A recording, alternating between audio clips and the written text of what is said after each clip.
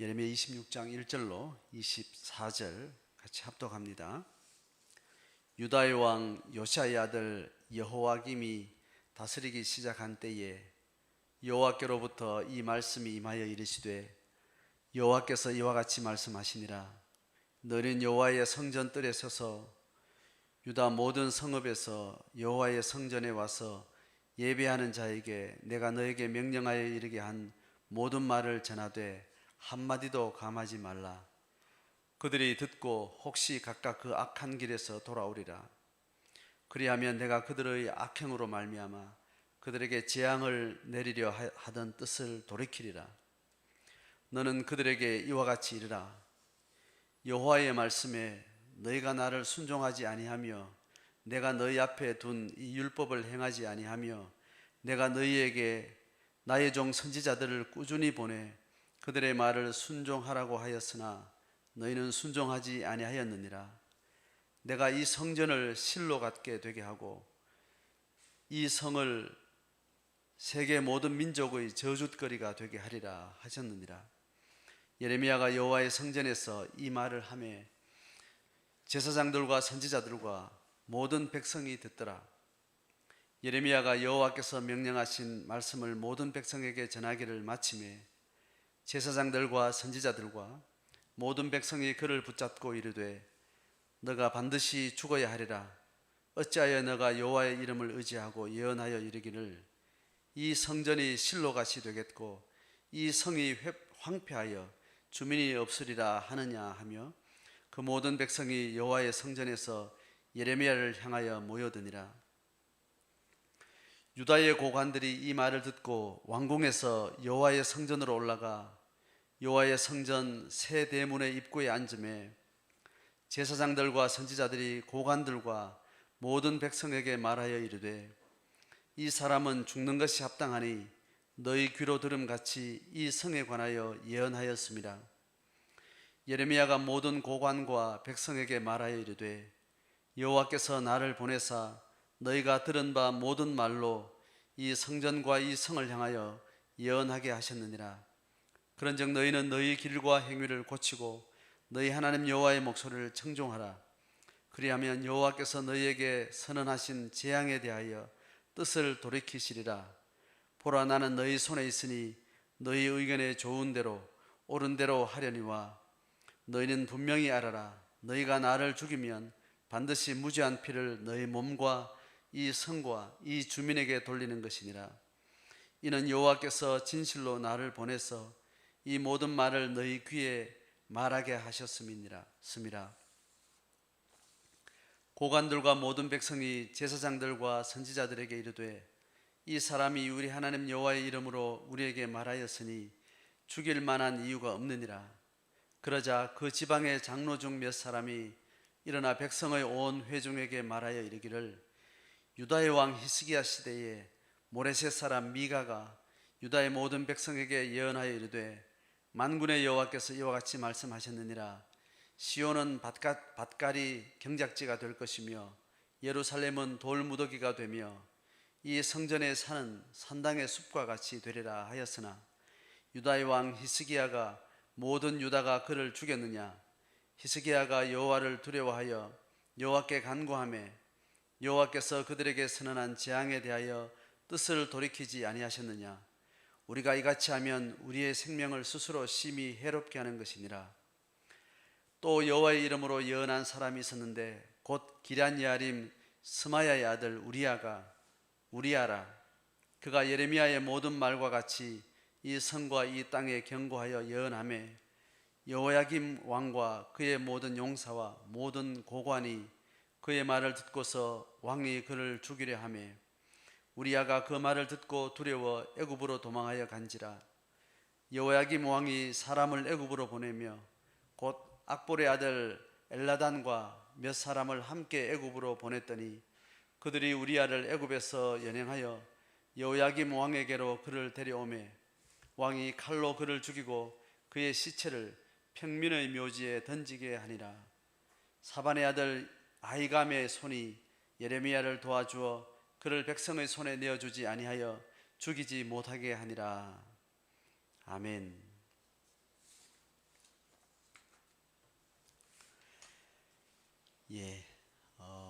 예레미야 26장을 오늘 보게 되는데 26장의 내용은 또 다른 상황과 사건을 소개합니다. 26장에 시기적인 내용이 나옵니다. 유다의 왕 요시아의 아들 여호와김이 다스리기 시작한 때에 여호야김이 다스리기 시작한 초기라고 이야기합니다. 정확하게 몇 년이라고 말하진 않고 초기에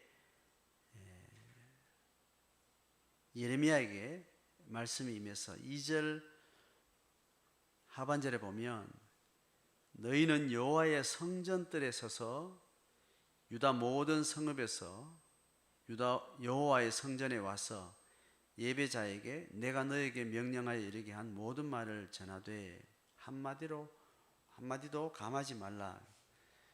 자, 이렇게 해서 사건 상황이 어떻게 되는가 하면 시기는 여호야김 통치 초기에 성전뜰 앞에 예레미야가 이스라엘 백성들 앞에 이렇게 예언을 하게 됩니다. 그러니까 이 내용은 예레미야의 성전 설교로 굉장히 유명하다 그랬죠. 예레미야의 성전 설교는 예레미야 7장에 소개돼요. 사건의 전말은 그 예언의 내용은 자세하게 거기서 소개가 돼요. 오늘 그 시점에 그 사건의 오늘 지금 내용이 26장에서 소개를 하게 됩니다. 그래서 그 사건의 이 내용을 오늘 소개하는데 예레미야 7장에는 어떤 내용이 있는가 하면 예레미야가 성전 예언을 한 예언의 내용, 그 내용이 자세하게 기록된 것이 예레미야 7장이에요. 그래서 성전 설교라고 이야기를 하죠. 성전에서 이스라엘의 종교에 대해서, 유다의 종교에 대해서, 종교 생활에 대해서 비판을 하면 하나님이 예언을 하게 됩니다. 성전 무용론을 이야기를 하기 때문에 굉장히 센세이션한 아주 자극적인 아주 대사건이 이제 되는 거고, 예레미야 이 예언서 중에 아주 중요한 예언이 되는 거죠. 오늘은 그 예언의 내용은 간단하게 언급하고 지나가요. 핵심만 딱 이야기를 합니다. 그 내용이 뭔가 하면 이 성전을 실로와 같이 황폐하게 될 것이다. 그리고 이 예루살렘 성이 또 저주를 받을 것이다. 이 두 가지 내용을 한 센텐스에 딱 넣어서 그 내용만을 언급하고 지나가요. 그리고 나서 오늘 26장의 이 사건의 핵심은 뭐냐 하면 이 성전을 저주한 이 성전 예언이 끝나고 나서 이스라엘의 지도자들과 이스라엘 백성들이 예레미야를 바로 체포해서 재판을 하는 상황입니다. 사형을 구형하면서 이 신성 모독의 예언을 한 예레미야를 사형에 처해야 된다는 그런 법정이 열리게 되는 거예요. 그 이야기를 오늘 핵심적으로 담고 있습니다. 자, 그래서 6절에 보면 내가 이 성전을 실로같이 되게 하고 이 성을 세계 모든 민족의 저주거리가 되게 하리라. 하나님 이렇게 말씀하셨다고 이제 예레미야가 전달했죠. 7절에 보면 예레미야가 여호와의 성전에서 이 말을 하매 제사장들과 선지자들과 이 종교 지도자들하고 모든 백성이 이걸 들었어요. 자, 그것이 끝나고 나서 8절에 가면 예레미야가 여호와께서 명령하신 말씀을 모든 백성에게 전하기를 마침에 제사장들과 선지자들과 모든 백성이 그를 붙잡았다 그랬습니다. 이르되 너가 반드시 죽어야 하리라. 자, 그래서 예레미야를 체포해서 사형을 시켜야 되겠다. 죽여야 되겠다. 자, 그렇게 해서 9절로 이어가면 어찌해서 네가 여호와의 이름을 의지하고 예언하여 이르기를 성전이 실로같이 되겠고 이 성이 황폐하여 주민이 없으리라 하느냐. 자, 그렇게 두 가지를 근거요. 성전이 실로가 옛날에 하나님의 교회가 있다가 나중에는 그렇게 옮겨지게 됐던 그 실로였던 황폐했던 그 상황을 예로 들어서 성전이 회파될 것이다, 무너지게 될 것이다, 저주를 받게 될 것이다, 그 이야기하고 예루살렘 성이 망하게 될 것이다는 이야기예요. 자, 이 두 은사를 핵심으로 예레미야를 체포를 한 거예요. 자, 그래서 예레미야에서 모여드니까 10절에 보면 이 사건을 소식을 듣고 유다의 고관들이 해서, 이 고관들이 신하들이겠죠, 그죠? 이 말을 듣고 왕궁에서부터 여호와의 성전으로 올라와서 이제 파견이 된 겁니다. 그래서 성전 앞에서 재판이 벌어지는 겁니다. 그래서 여호와의 성전 새 대문 입구에 앉음에, 그래서 보통 성의 광장이나 성전 앞에서 재판이 벌어집니다. 그래서 왕궁의 신하들이 와서 그렇게 이제 재판을 시작하는 거예요. 11절에 보면 이제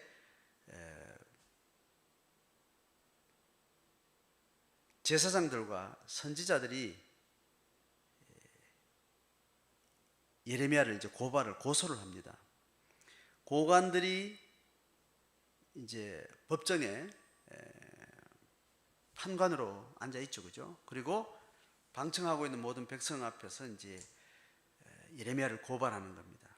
11절 하반절에 이 사람은 죽는 것이 합당하니 너희 귀로 들음같이 이 성에 관하여서 예언하였습니다. 자, 이렇게 해서 그 내용을 우리가 아는 바와 같이 고소를 합니다. 자, 여기 대해서 12절부터 예레미야가 사형을 구형하고 있는 그 고소인 제사장들과 선지자들의 고발에 대해서 예레미야가 이제 항변을 합니다. 모든 고관과 백성에게 말하여 이르되 여호와께서 나를 보내사 너희가 들은 바 모든 말로 이 성전과 이 성을 향하여서 예언하였느니라. 내가 이렇게 성과 예루살렘 성과 성전을 저주한 것은 하나님이 나를 보낸 거다. 그래서 내가 예언을 했다. 그런즉 너희는 너희 길과 행위를 고치고 하나님 목소리를 청종해라. 그리하면 재앙에 대해서 뜻을 돌이킬 것이다. 이제 이 이야기를 한 번 더 강조합니다. 그리고 나서 14절에 보라, 나는 너희 손에 있으니 너희의 의견대로, 의견에 좋은 대로, 옳은 대로 하려니와. 너희들이 날 죽여도 좋다는 겁니다. 날 죽이는 것에 대해서는 너희들이 결정할 일이겠지만 15절에 너희는 분명히 알아라. 너희가 나를 죽이면 반드시 무죄한 피를 너희 몸과 이 성과 이 주민에게 돌리는 것이니라. 이는 여호와께서 진실로 나를 보내서 이 모든 말을 너희 귀에 말하게 하였음이니라. 예레미야 본인의 자기 양심에 근거해서 자기가 고백하는, 자기가 경험하고 자기가 실행한 것에 대한 진상을 이야기를 하는 겁니다. 여호와께서 나를 보낸 것은 진실한 거다. 이 모든 말을 너희에게 말하겠다. 그렇게 자기의 양심에 입각한 그 고백을 분명히 하고 하나님 뜻을 다시 한번 정리를 하게 돼요. 자, 이 말이 끝나니까 고관들과 백성들이 어떻게 원고와 피고의 소리를 다 들은 거예요, 그죠? 성전을 저주하고 예루살렘 성을 저주한 이 사건으로 예레미야는 죽어야 된다라고 제사장들과 선지, 종교 지도자들이 이제 고소를 하니까 예레미야는 자기 스스로 자기 변호를 하고 자기 정당성을 이야기를 했어요. 자, 하니까 고관들, 판관의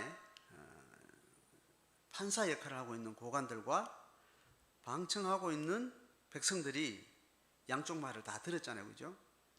자, 그들이 16절에 이렇게 이야기합니다. 그 고관들과 모든 백성들이, 판관들과 방청하고 있는 백성들이 고소했던 제사장들과 선지자들에게 이 말을 하는 거예요.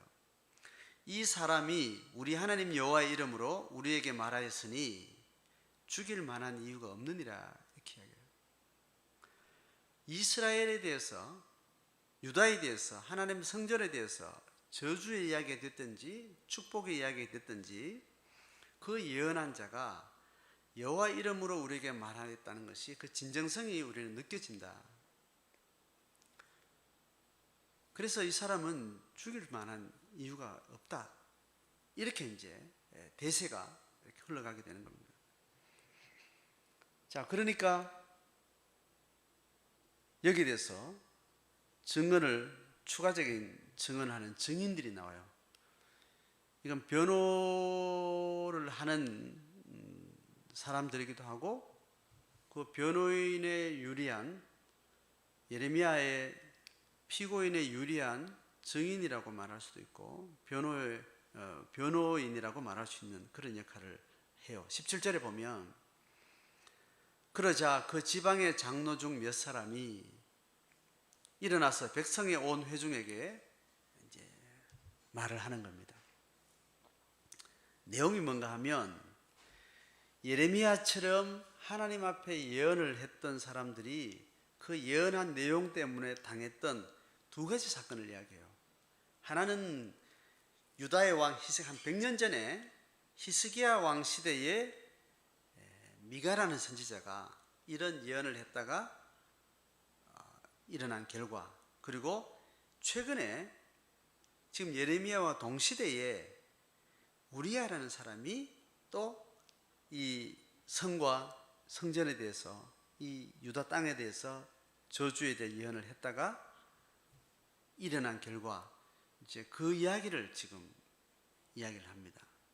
자, 첫 번째, 그 지방의 장로 중 몇 사람이 말한 내용이 뭐냐 하면 18절에 보면, 유다왕 히스기야 시대에 모레셋 사람 미가가 유다의 모든 백성에게 예언하여 이르되, 만군의 여호와께서 이같이 말씀하셨느니라.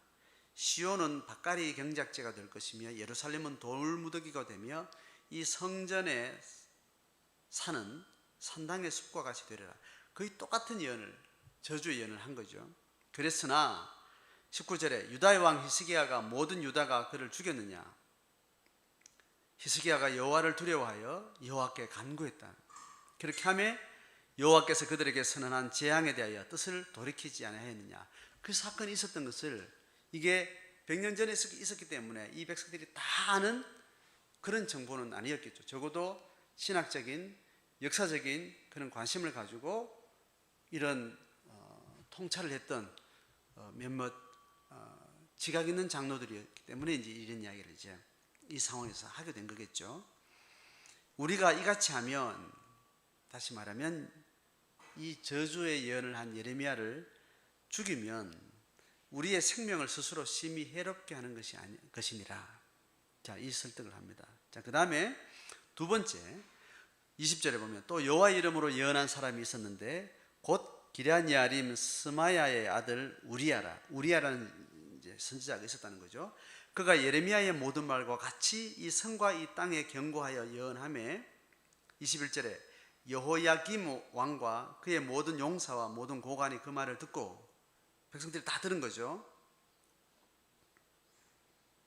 여기는 백성들은 빠졌고 그의 용사와 모든 고관이 이렇게 해서 주로 상위급에 있는 그런 지도자들이 들었다는 상황을 표현합니다. 이 말을 듣고서 왕이 그를 죽이려 하니까 우리야가 그 말을 듣고 두려워해서 애굽으로 도망하여 간지라. 애굽으로 피신을 한 거예요. 자, 22절에 여호야김 왕이 사람을 애굽으로 보내며 곧 악볼의 아들 엘나단과 몇 사람을, 특별히 애굽까지 사람을 보내는데 특별한 이름을 분명하게 거론을 합니다. 몇 사람을 함께 애굽으로 보냈더니 그들이 우리야를 애굽에서 연행해서 여호야김 왕에게로 그를 데려오매 여호야김 왕이 칼로 그를 죽이고 그 시체를 평민묘지에 던지게 하였느니라. 자, 이 사건을 또 이야기를 합니다.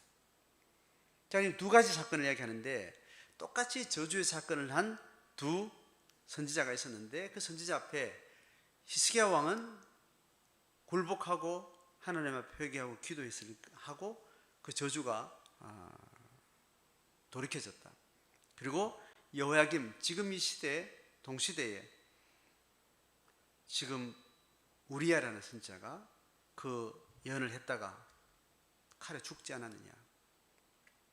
오늘 예레미야가 지금 이 사건으로 체포돼서 지도자의 뜻에 의해서 또 죽게 되면 어떻게 되겠느냐, 이 질문을 던지면서 이 법적인 상황은 여기서 진술이 끝이 나요. 기록이 끝이에요. 그리고 결론으로 24절에 사반의 아들 아히감의 손이 예레미야를 도와주어서 그를 백성의 손에 내어주지 아니하여 죽이지 못하게 하니라. 이거는 이제 결론적으로 이 역할에서 지금 이 법정의 진행 과정까지 이야기가 소개가 되고, 아히감이라는 사람의 어떤 지도력이나 어떤 역할에 의해서 예레미야를 결국 처형에 내어주지 않게 된 그런 상황을 지금 여기서 설명하고 끝이 납니다. 자, 이 사건을 지금 소개하면서 예레미야가 어떤 양심을 가지고 예언을 하고 이 예언에 대해서 다수가 불복하고 그를 공격하고 모함하고 저주하고 가해를 할 때 그 예레미야 선지자가 어떤 태도와 어떤 입장을 견지했느냐를 좀 오늘 보여주게 됩니다. 선지자들이 정당한 하나님의 경륜과 하나님의 계시 흐름 가운데 정당한 예언을 했던 예레미야가, 그가 이 예언 사역을 신앙의 양심에 맞게 하나님 앞에 자기 소명을 다 감당하면서 그 저항의 세력이 자기 가해로 올 때 그가 어떤 태도를 취했는지를 좀 우리에게 좀 보여주는 겁니다. 오늘 14절에 보라, 나는 너희 손에 있으니 너희 의견에 좋은 대로 하라. 그리고 앞에 뭐라고 했는가 하면, 내가 이 예언을 한 거는, 저주 예언을 한 거는 여호와 하나님께서 내게 나를 보내신 거다. 그리고 내가 그 말을 단지 너에게 전한 것은 하나님 나를 보낸 것, 그것이 진실이고 그게 내 진정성의 최선이다. 이렇게 자기를 항변을 합니다. 하고 나서 그리고 그들의 핍박에 대해서 비폭력으로 태도를 취해요. 저항을 하거나 맞서지 않고 그냥 자기가 있는 사실 그대로만 증언을 하고, 그리고 그 핍박에 대해서 무저항으로 그 앞에 섭니다. 그러니까 하나님이 이 백성들의 역사를 운행하시고 섭리하시면서 그들이 악한 가운데 처했든지 선한 가운데 처했든지 결국 하나님의 음성을 전하는 것을 자기의 몫으로 감당하고 나서 그들의 어떤 결정 앞에 그가 핍박을 그대로 몸으로 받아들이는 이 태도를 가지게 되는 거죠. 신앙으로 산다, 믿음으로 산다, 하나님을 믿는다, 하나님에 대한 신앙 고백으로 내가 살겠다고 우리가 고백하고 결정하고 그 삶을 살아갈 때 그 모든 삶의 기반은 하나님이 나와 관계 맺고 하나님 내게 말씀하시고 하나님 내게 보내주시고 내게 허락하신 그 삶의 기반에서 전적으로 살아가는 거예요. 나를 어떤 상황을 분별하고 어떤 걸 결정하고 그 결정을 내가 삶으로 감당해가는 모든 기초는 하나님 아버지 앞에 하나님 아버지의 뜻에 전적으로 두고 거기에 기반해서 살아가는 태도를 이야기를 해요. 신앙은 거기에 초점이 맞춰 있습니다. 그리고 그 행위와 그 삶은 전적으로 하나님이 내게 주신 것을 기반으로 내 양심에 서 있을 수밖에 없는 거예요.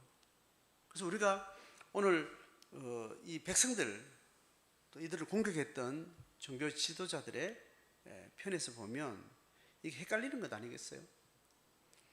누구는 하나님의 축복을 말하고 누구는 하나님의 평안을 말하고 누구는 하나님의 저주를 이야기하고 할 때 그거 어떻게 맞느냐라는 거죠. 어느 게 맞느냐라는 것을 판단하는 것은 신앙생활에서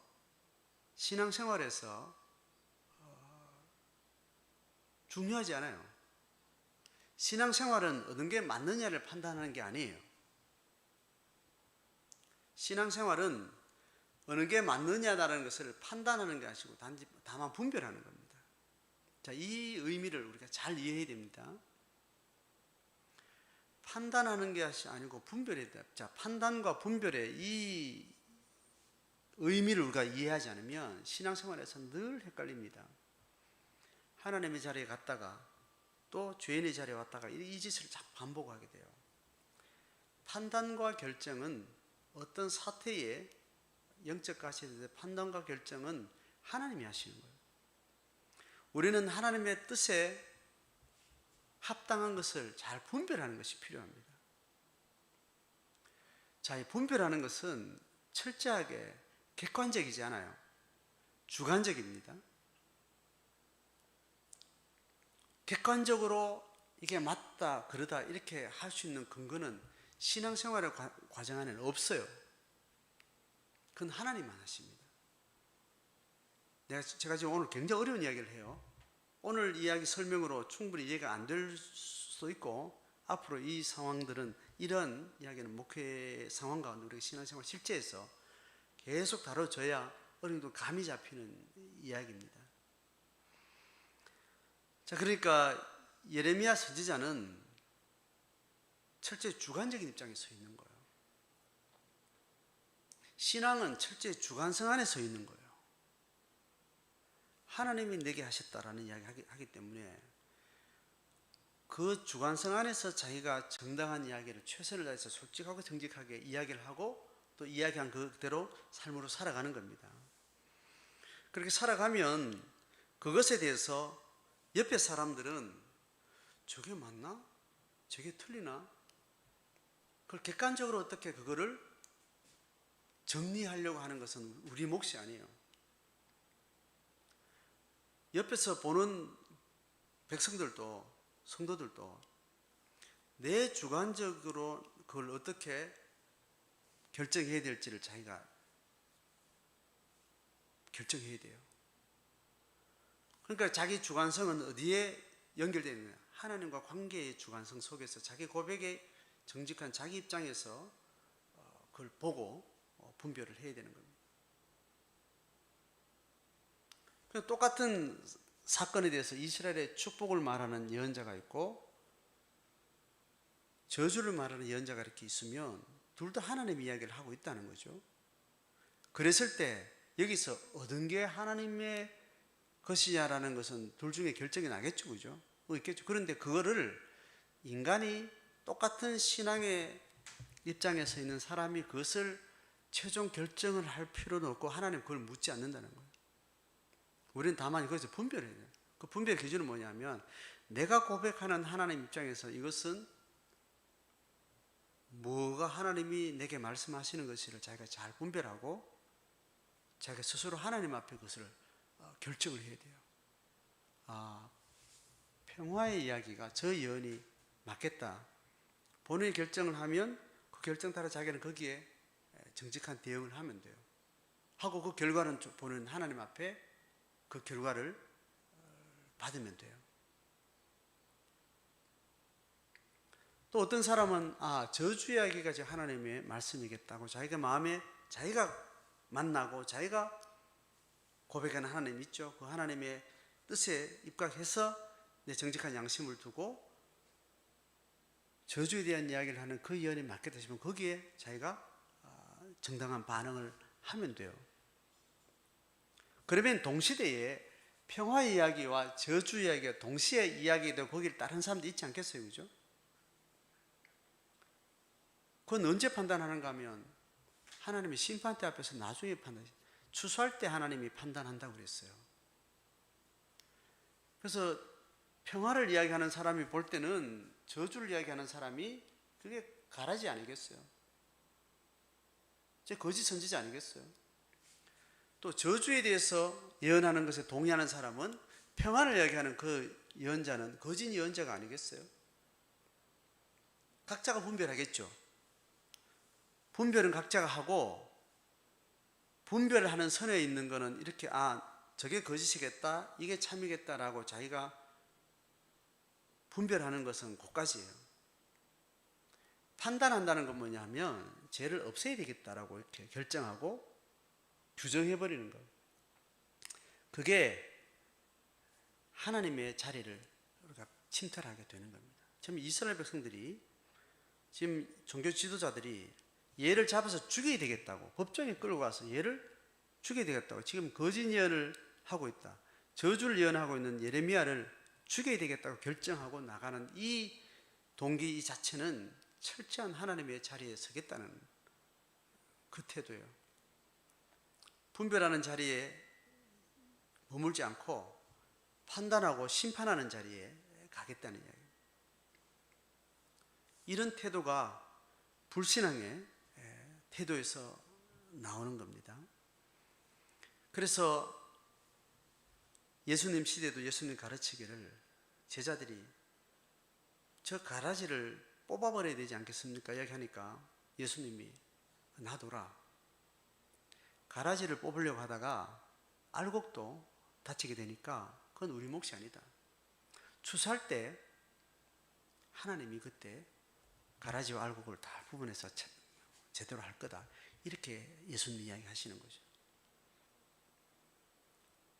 우리가 하나님의 뜻을 따른다 할 때 하나님의 통치를 이야기하고 하나님의 권위에 대해서 우리가 철저히 신앙으로, 신앙의 태도로 철저히 그 하나님의 뜻을 따른다고 하는 그 열심이, 그 열심의 특심함이 위험한 건 뭐냐 하면 하나님에 대한 자기 주관적인 신앙 고백에 철저하게 자기가 들어가지 않고 하나님이 심판하는 그 자리에 있어서 알곡과 가라지를 자기가 마음대로 처분하려고 하는.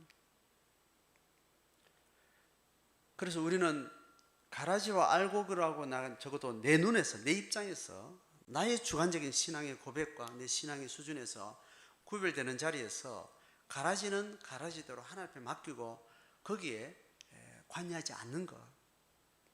이 태도가 분별하는, 어떤 상황에 대해서 진리와 비진리에 대해서 분별하는 자의 태도입니다. 그렇게 하다 보면 결국은 하나님께서 복음서 이야기대로 진리는 열매를 통해서 알게 된다. 결국은 열매를 통해서 알게 될 것이다. 그 결과를 그냥 그대로 두고 내가 손대지 않고 허락한 시간을 두고 가다 보면 그 끝이 어느 정도 진리와 비진리, 거짓과 참된 예언을 구별하게 될 거다. 그리고 나서도 최종 하나님이 추수 때에 심판할 것이다 라고 이야기를 하는, 이것을 견지하셔야 돼요. 자, 이 예레미야를 죽여야 되겠다고 결정하고 고발하게 된 이 종교 지도자들이 그를 고소한 계기가 뭔가 하면 6절에 예레미야가 이 성전을 실로와 같이 회파될 것이다. 특별히 성전에 대해서 가장 종교적인 가치가 가장 집약된 어떤 상징과 어떤 가치나 그 이론에 대해서 거기에 대해서 열심을 가지고 사수하려고 하는 이 종교적 열심, 이게 굉장히 위험하다고 했습니다. 기독교는 종교성에 집중하는 종교에서부터 점점 멀어지려고 하는 방식으로 계시를 확장해 가고 있습니다. 기독교가 점점 세속화되어지는 방식은 종교에 대한 열심과 세속성은 같이 정비례해서 나가게 되어 있어요. 성전을 모독한 것에 대해서 하나님의 마음을 가지고 정죄하려고 하고 심판하려고 하는 열심이 보기에는 굉장히 거룩해 보이고 굉장히 신실한 것처럼 보이는데, 이 유대인들의 종교에 집중한 이 열심, 이 특심, 이 분노, 이것은 세속성과 거의 정비례하게 가기 마련입니다. 오늘날 진리를 사수하고 신앙의 참된 길을 걸어갈 때 진리와 비진리를 구분하는 것은 철저히 자기 신앙에서, 자기 신앙 수준에서 자기가 주관적으로 결정하셔야 됩니다. 어떤 신학이 이렇더라, 어떤 목회자가 이렇더라, 대세가 이렇더라, 내가 보기엔 저렇더라, 객관적인 상황을 따라서 저게 맞지, 저게 그러지, 그렇게 판단하는 것은 지적인 노름이에요. 생명과 죽음의 진리와 비진리가 지금 왔다 갔다 하는 이 종이 한 장 차이로 지금 넘나드는 이 상황에 객관적으로 그거를 관심 있게 이렇게 보고 판단하고 그게 맞는지 저게 맞는지 그 관심을 가지고, 이거 굉장히 위험한 태도예요. 정직한 신앙의 태도라면 진리와 비진리가 지금 헷갈리게 왔다 가는 상황 가운데 끊임없이 하나님 앞에 분별할 수 있도록 지혜를 달라고 구해야 돼요. 왜냐하면 그 두 진리와 비진리 앞에 어디에 서느냐가 지금 내 목숨이 사느냐 죽느냐, 거기에 가치를 내가 두고 있다면 두렵고 떨리는 마음으로 정직하게 분별하는 일에 지혜를 달라고. 그래서 내가 정직한 진리라고 판단되는 곳에 두렵고 떨리는 마음으로 거기에 올라타고 하나님께서 처분하기를 기다리셔야 돼요. 내가 탄 이 진리가 혹시 아닐 수도 있다라는 두려운 마음을 가지고, 그래도 지금 최선을 다한 나의 말씀의 진리 앞에서, 지혜 앞에서 나는 여기에 순수한 마음으로 동의를 하고 거기에 정직하게 자기가 반응을 하고 거기 하나님 앞에 진리에 순종하면서 가는 것밖에 우리가 할 일이 없습니다. 너무나 확실하게 이거는 진리고 이건 너무나 확실하게 비진리다, 이렇게 하는 태도 자체가 우리는 확신이 들면 들수록 바로 그 시대에 그 비진리를 처리하고 정죄하고 제거할 수 있는 그런 열심이 우리 속에 있기 때문에 이 태도가 굉장히 위험하다는 겁니다.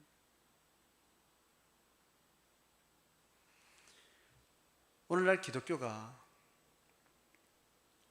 예배 자체가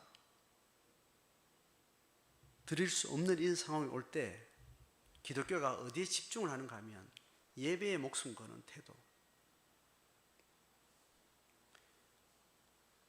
기독교 종교의 그 종교성을 굉장히 사수하려고 하는 이 열심,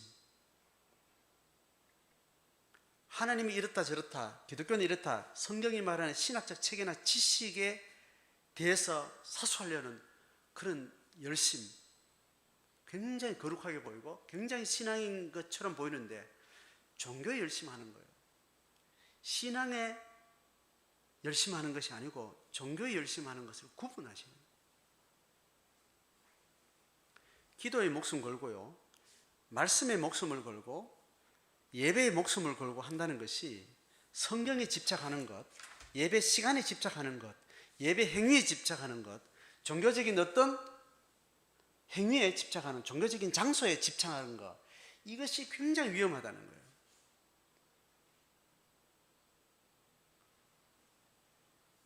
예배하는 자들과 기도하는 자들과 말씀을 붙드는 자들의 삶이 이 세상 가운데 빛이 되고 생각에 영향력이 있고, 세상 사람들이 우리는 어떻게 살까요? 교회와 신앙인들 앞에 정말 존중하는 마음으로 질문하는 그런 영적으로 건강한 시대에는 그 예배에 대한 열심이나 기도에 대한 열심이나 이것이 특별히 문제가 안 될 수 있어요.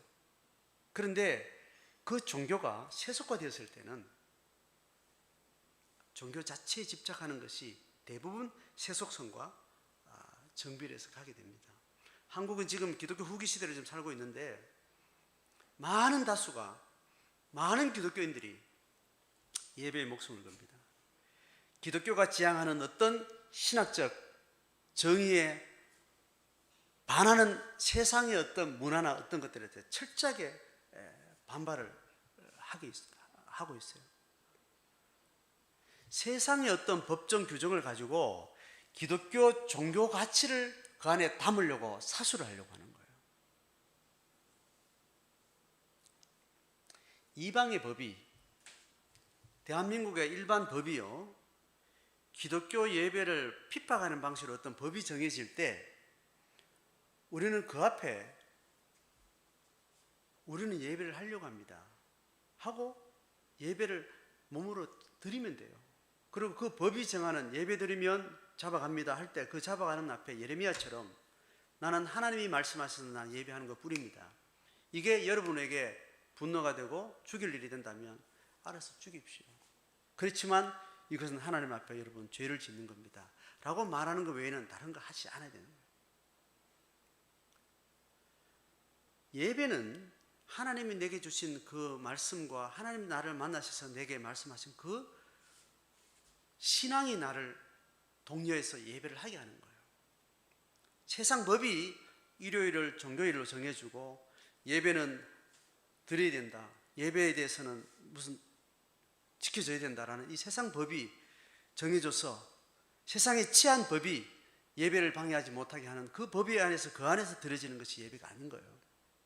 예배는 내게 칼이 들어오고 총이 나를 위협해도 예배 드리는 이유는 하나님이 나와 맺은 관계가 그것이 근거가 되어서 예배를 드리는 거예요. 가정법이나 뭐 이혼에 대한 문제나 뭐 윤리적인 이런 문제에 있어서 기독교 신앙에 어긋나는 법에 대해서 우리는 막 압력을 가해가지고 이렇게 해야 된다 저렇게 해야 된다 이런 방식으로 움직이는 것이 기독교의 방식이 아닌 신앙의 방식이 아닌 거예요.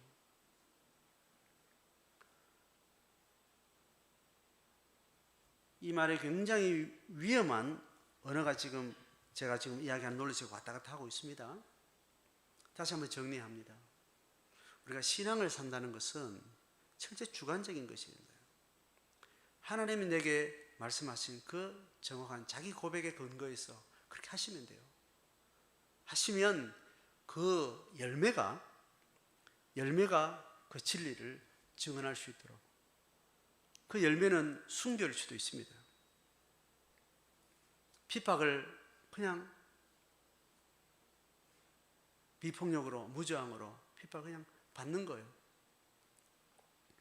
피할 수는 있지만 그 핍박자들에 대해서 저항하고 또 정죄하고 무력으로 압력으로 공격하는 이런 태도는 신앙의 태도가 아니라는 거예요. 이미 한국 기독교는 민주사회에서 투표의 표 숫자로 벌써 세상에 압력과 영향력을 행사하는 이런 비성경적인 비진리적인 힘을 가지고 있어요. 선거 때가 되면 기독교인들한테 와서 표를 얻기 위해서 와서 고개를 숙이고 머리를 조아리고 그 권력을 지향하는 사람들이 와서 합니다. 그걸 당연하게 또 예수 믿는 사람들은 자기 권리라고 해요. 그 예수 믿는 사람의 권리가 아니에요. 그냥 한 시민으로서 권리일 뿐이지. 다시 우리가 신앙 앞에 섰을 때 우리가 작은 관계 일상 속에 이게 맞다 그러다 이것을 판단하고 정죄하는 것, 이 태도를 내려놓으셔야 됩니다. 적어도 자기 양심에 입각한 하나님 앞에 나는 바른 말을 했는가, 이 지체한테 내가 바른 태도를 가졌는가, 지체가 이렇게 말했기 때문에 나 이렇게 말했어, 그렇게 말했기 때문에 나는 화가 났어, 그 말 때문에 나 우울해. 그렇게 자기의 태도와 자기의 논리 근거를 가져가는 건 아닙니다. 그가 나를 화나게 할 수도 있고 어떤 이야기도 하고 어떤 공격적인 이야기를 하지만 나는 하나님 앞에 하나님 내게 뭘 원하셨는가, 하나님 내게 이런 상황에서 어떻게 하기를 원하셨는가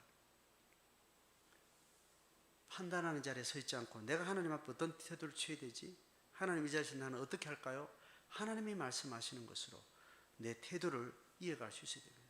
이것이 제자들이 걸어갔던 방식이고 예수님이 취했던 방식이고 정당한 사명을 감당했던 예레미야가 걸어갔던 방식입니다. 그래서 우리는 많은 부분에 있어서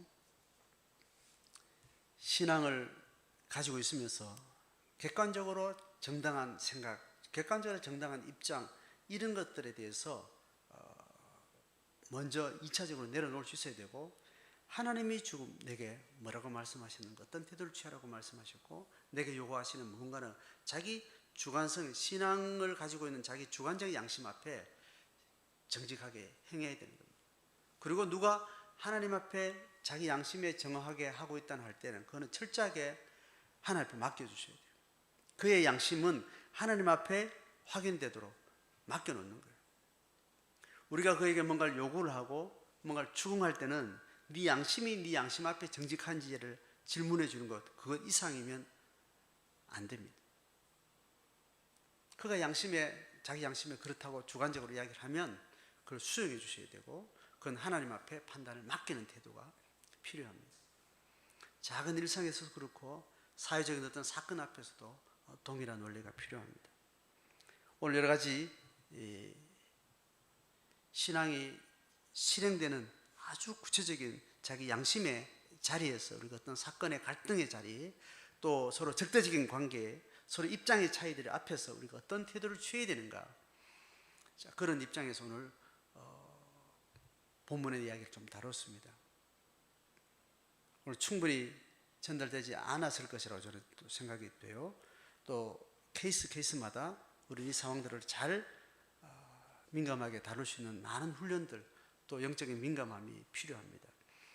그런 방식으로 두렵고 떨리는 마음으로 좌로나 우로나 치우치지 않고 하나님의 지혜를 구해야 되는 우리의 제자도의 그 걸음, 그 감각을 우리가 훈련하고 그 태도를 잘 갖춰가는 것, 이것이 개인 교회와 공동체 교회가 하나님 앞에 계속 서야 될 이유가 될 것입니다. 그렇게 승리할 수 있기를 주의 이름으로 축복합니다.